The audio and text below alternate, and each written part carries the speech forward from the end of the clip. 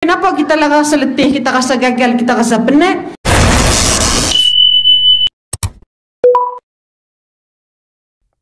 Jaga-jaga ni. Patut dia duduk satu game kan. 11 sini rasa nak lari tak pada rumah.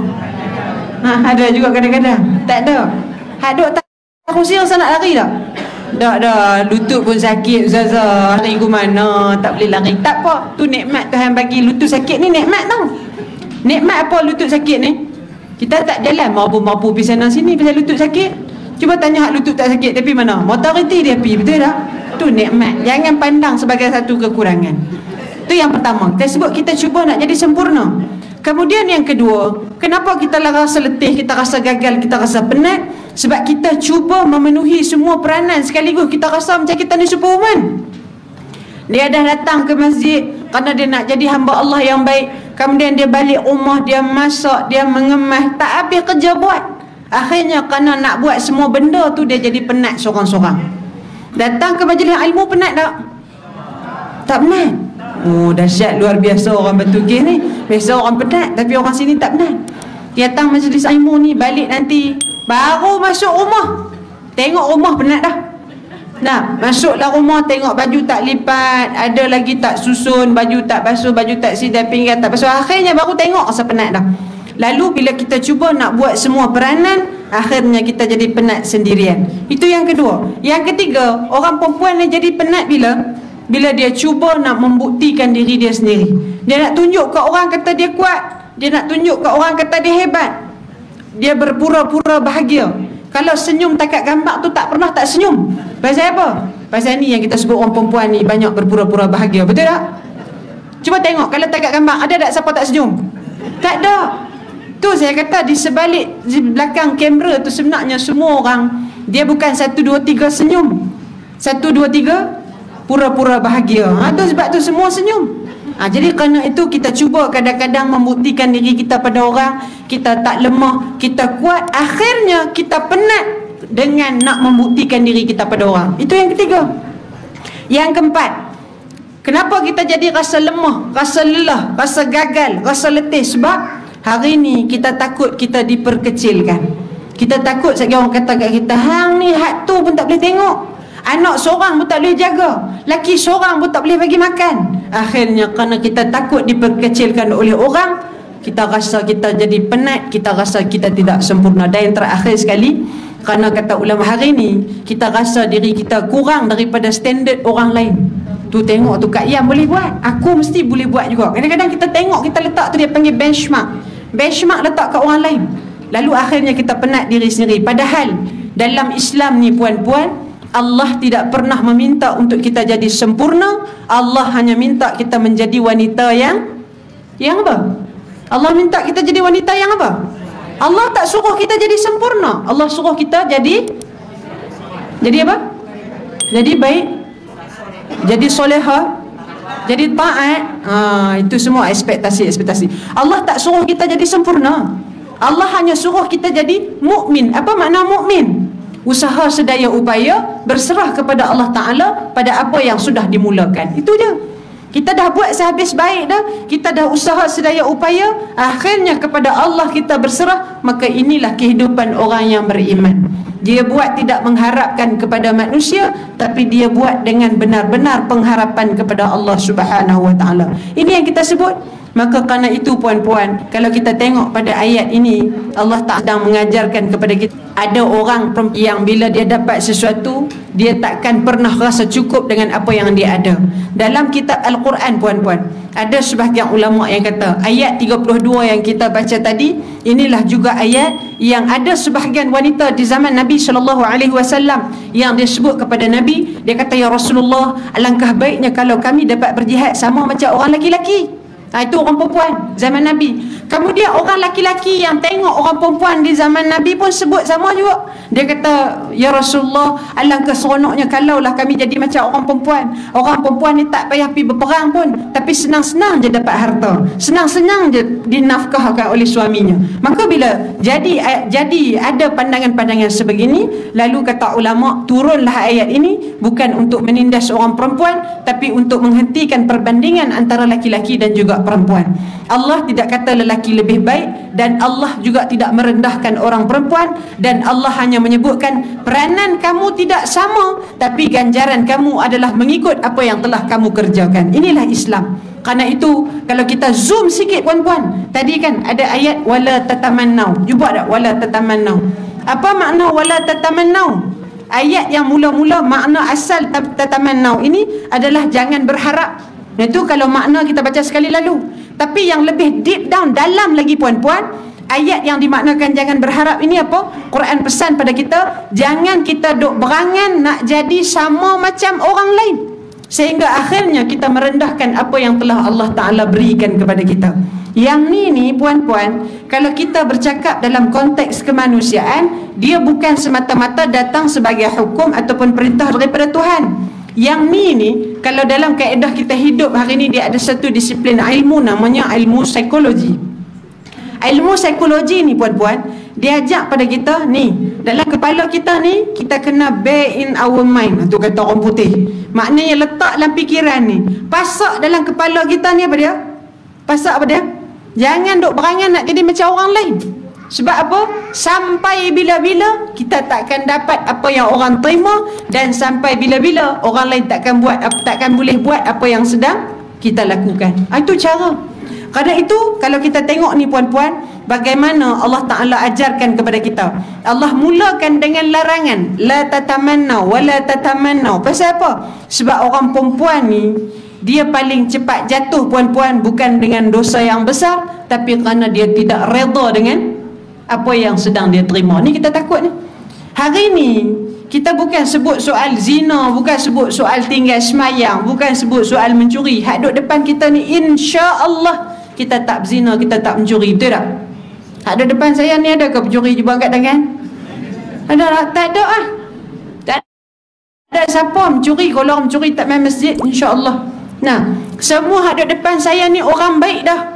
Cuma yang kita bincang ni puan-puan, hari ni kita jatuh, kata ulama, laluan paling ampuh untuk sesebuah rumah tangga itu dijatuhkan bukan dengan cara bukan dengan cara ugutan-ugutan daripada luar, tidak, tapi dia datang bermula dengan serangan daripada dalam, iaitu datang daripada hati yang kita miliki.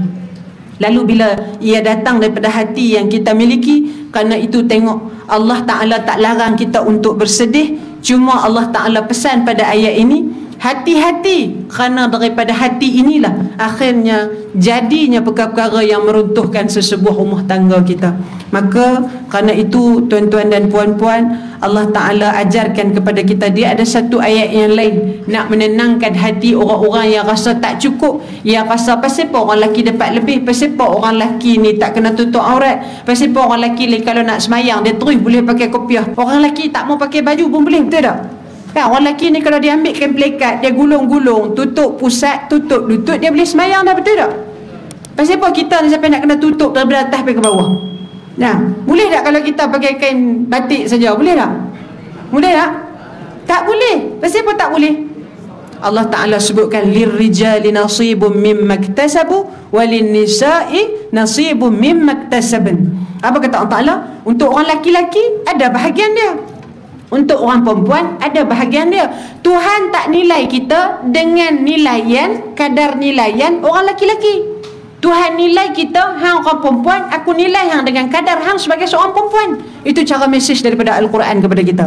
Bukan siapa yang lebih banyak, tapi siapa yang lebih tepat memainkan peranannya sebagai seorang hamba. Itu cara Quran ajak pada kita. Lalu bila kita belajar perkara sebegini, puan-puan yang dirahmati Allah Subhanahu wa Ta'ala, inilah yang sedang kita bawa dalam kehidupan kita hari ini. Baik di mana pun tujuan kita, duduk di mana pun kedudukan kita hari ini, akhirnya yang memberikan kekuatan kepada kita bukan orang yang kita sayang, bukan anak yang kita cintai, bukan pasangan yang kita kasihi. Akhirnya yang memberikan kekuatan kepada kita siapa? Allah Subhanahu wa Ta'ala. Maka kerana itu, bila kita lihat semua kelemahan dan kekurangan yang ada ini, maka bagaimana kita nak atasi kekurangan-kekurangan yang ada ni? Macam mana kita nak buat? Kita ni kalau nak cari lemah, banyaklah yang lemah. Kita lemah, suami kita pun lemah. Akhirnya bila bergabung dia jadi apa? Lemah campur lemah, bergabung jadi apa? Lemah-lemah. Tu pandai tu, lemah-lemah pula dah. lemau, tu kan, lemah cepuk lemah. Akhirnya bila bergabung, dia jadi banyak kelemahan. Bila banyak kelemahan, ini yang menyebabkan kalau hati tak sabar, kurang sikit je cepat nak berlenting. Ini yang kita sebut bila kelemahan bergabung dengan kelemahan. Kerana sikit perkara kita tak boleh nak tolak ansur. Sikit je puan-puan, sikit tahu mana kita balik rumah, suami kita ni jenis letak barang merata-rata, kita pula jenis tak boleh. Biasa Tuhan mesti akan sandingkan.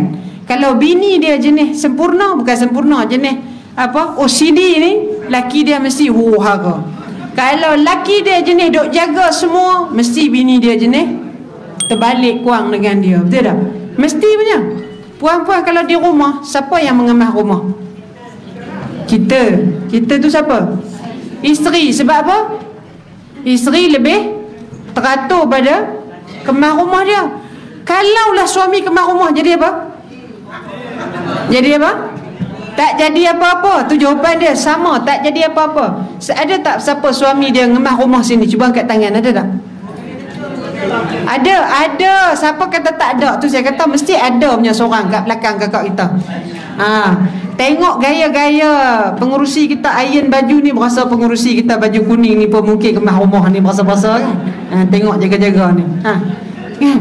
Hari ni bukan semua perempuan ada depan rumah kita, depan dalam majlis ilmu kita ni kemas rumah dak, mesti ada punya. Sebab Allah Ta'ala melengkapkan kita ni mengikut keperluan dan kemampuan kita. Nah, Tuhan bagi kita suami hak tak jenis suka mengemas pasal apa? Kalau dua-dua dalam rumah suka mengemas, jadi apa? Jadi pening kepala juga. Betul tak? Kalau dua-dua suami isteri tak suka mengemas, jadi apa? Jadi pening kepala juga. Maka sebab tu Tuhan buat apik tu elok comel dah. Kan? Tuhan buat suami kita ni tak boleh ikut mak hang. Kan? Tuhan buat kita ni banyak 1 2 3 4 5 pesanan. Akhirnya bila disatukan baru nampak sempurna. Baru nampak bahagia. Cuma Cuma kadang-kadang kita ni nak cepat hasil kita. Kita ni nak cepat dikabulkan keinginan kita. Lalu dalam proses itulah akhirnya kita mula memandang kekurangan sebagai satu kelemahan. Padahal Islam ajak kepada kita puan-puan, hari ni kalau kita nak rasa lebih, tak perlu tengok jauh dah, tengok apa yang ada di tangan saja. Tengok apa yang ada di tangan ni macam mana puan-puan. Saya nak mulakan begini saja. Kita duduk dalam surau kita ni, dapat berlindung daripada hujan, ada pula aircon lagi kan. Tengok ada yang daripada tadi ada tudung labuh duk masuk tudung ni, tanganlah tudung duk sejuk agaknya duk peluk tubuh ni kan. Ni sejuk kita ni puan-puan, sampai kita kata kita rasa amat selesa, boleh mengaji dengan tenang kan, boleh mengaji dengan senang. Nak dibandingkan dengan orang Palestin puan-puan, dah berapa lama mereka tak pernah kena aircon. Kita ni main mengaji di surau aircon, balik rumah nak makan aircon, nak tidur malam pun aircon. Itu yang jadi payah bangun tahajud. Duk biasa sejuk selimut, akhirnya payah dan berat badan nak bangun tahajud. Orang Palestin puan-puan, aircon pun tak ada. Hari ni bila baru-baru ni diumumkan genjatan senjata, apa yang dia buat? Sujud syukur lolo tu kat atas lantai untuk Allah Ta'ala. Ni orang Palestin dapat nikmat sikit genjatan senjata ni puan-puan, bukan boleh rasa, bukan boleh nampak sangat pun. Tu pun kan kita kata apa? Ni orang hak jahat tu kan, dia kata je tak boleh sebut lagi kan, payah live ni kena ban pula dah. Hari tu kita kena ban dah seminggu. Saya tahu lepas waktu tu saya di TV Al-Hijrah, saya sebut sikit je, lepas tu ada orang tulis. Bila ada orang tulis tu kena 7 hari kena ban. Jadi nak jaga ni semua kawan-kawan kita jangan sebut, kita jangan sebut pok jahat pula kan. Walaupun dia sebut nak genjatan senjata, tapi dia tembak tak? Dia tembak juga. Tapi tengok macam mana orang Palestin ni, kita kena belajar puan-puan. Dapat benda kecil je, baru dapat pengumuman kata nak buat genjatan senjata, dia langsung tunduk sujud pada Allah Ta'ala.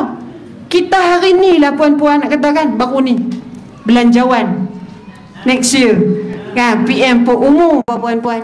Nak kata begitu kita hari ni jauh nak dibandingkan dengan orang Palestin. Patutnya kita ni tak dan PM umum baru baca teks so kita sujud dah. Pasal apa? Dah tahu dah ada hak baik-baik kita terima kan.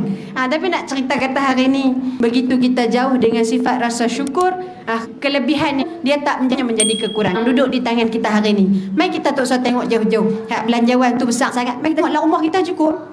Kita tengoklah rumah kita bangun pagi. Puan-puan bangun pagi tengok muka siapa dulu? Muka siapa? Muka suami. Tak jawab ni tengok muka siapa? Oh, tak ada suami dah. Minta maaf. Ustazah ni suka sangka buruk kat kami kan. Tengok apa? Tengok shilling. Ya Allah. Ini agaknya dah lama bergaduh dengan suami ni kan. Pagi-pagi tengok shilling ni kan. Pagi-pagi tengok shilling dulu. Dia orang tengok mana? Skin pun tak. Yang kita tengok muka suami kita, tengok muka telefon dulu. Nanti kan? Kita hari ni tengok jam, betul. Kita hari ni bergantung sungguh dekat ni. Nama apa ni? Ni nama dia smartphone. Perasan tak makin smart siapa? Masuk dalam komen dia sikit je. Kan? Kita post ni, kita nak abang kata kita seronok pergi bercuti, tapi mai manusia mai bisik daripada dalam komen ni. Dia tak cakap dengan mulut, dia cakap dengan jari hari ni. Laki hang ke tu? Berasa macam nampak tadi dekat kawasan sekian-sekian. Akhirnya yang post untuk tujuan nak kata kita bahagia, datang perasaan apa? Curiga pula dengan suami. Itu jaga-jaga kawan-kawan.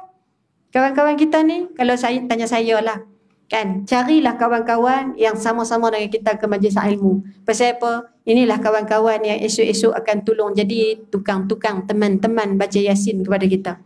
Kalau suami kita mati, percayalah yang ni lah yang akan duk mai tunjuk muka. Okey ke? Tu.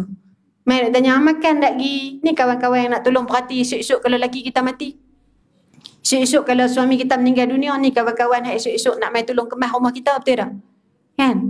Rumah kita ni bukan sesa kemas. Jadi kalau laki mati, kadang-kadang tak sempat nak balik kemas pun, betul tak? Sebab tu saya kalau kat rumah lah ni kalau saya duk ngemas sangat-sangat, suami saya rajin tanya, awak duk kemas sangat? Saya kata yalah. Saya kalau hang mati aku tak ada nak kemas lagi seorang-seorang. Saya kata kat dia saya kata kemas siap. Kan? Dia orang mai tengok apa selera rumah ustazah. Saya tak boleh. Jadi saya kata saya kena kemas. Nak keluar rumah mesti kemas. Nak balik ke rumah tu, kurang-kurang kita tengok rumah kita dah puas hati, bersih elok dah apa semua gitu kan. Jadi sebab itu cari lingkungan yang baik ni kawan-kawan ni. Sama-sama duk tanya kita, tak mau ke pi majlis ilmu dekat surau tu? Kadang-kadang kita ni tumpang semangat kawan-kawan je. Kita bukan rajin ingat pun. Kan kawan kita kata jom pi, lama tak pi. Nak jawab tak mau, malu pula. Kan? Nak tolak berasa kawan. Akhirnya kita pun sangkut mai juga. Padahal bukan nak mai pun. Tak apa. Kita cari kawan-kawan yang baik. Kan? Jangan mai surau ni hanya kerana apa? Kerana apa? Kerana ustazah saja. Jangan. Kalau mai kerana ustazah, saya tak ada, saya tinggal satu sohang. Tu kan contoh. Ustazah ni mengata kat kami. Tak kata. Mana-mana pun sama. Sebab kadang-kadang kita kesian. Bila kita buat majlis ilmu ni, orang penuh kena melihat pada siapa yang bercakap. Kata Sayyidina Ali, jangan lihat siapa yang bercakap, lihat pada apa yang dicakapkan. Sebab itu jangan tengok siapa pun ustazah main. Hari ni ustazah mengajar ilmu tajwid, lain guru dia. Esok ustazah mengajar ilmu fiqh, main. Kadang-kadang ada ustazah ni orang lama. Cakap tu nak kata, ya Allah, tengok muka pun tahu dah tak kelakar. Contoh kan. Kita main ni jangan cari ustazah yang kelakar je, jangan. Mai ni kalau mengaji, saya suka sangat sebut kat mana-mana tambah-tambah pengajian kitab turus. Mai puan-puan. Kitab Hidayatul Salikin, kitab Sairus Salikin, kitab Bidayatul Hidayah, kitab apa lagi? Sabilal Muhtadin. Kitab apa lagi puan-puan ngaji kat sini? Kitab apa? Kitab Zabur. Ada mengaji kitab Zabur ke kat sini? Aduh, ini mai daripada musim mana ni kitab Zabur di apa surah Al-Hidayah. Takkan ada mengaji kitab Zabur? Ada mengaji sungguh ke? Bukan. Jaga hak tu domping ni menyebabkan saya was-was ni kan. Ni mai daripada mana? Ahli-ahli kitab Zabur kan ni? Lep-lep petang ni keluar Zabur dah. Ni mengaji. Mengaji nah. Pasal apa? Pasal kalau kita mengaji kitab Taqrirat Sadidah, kitab Al-Mu'tamad fil Fiqh Syafi'i, itu semua lain-lain ilmu kena dapat daripada lain-lain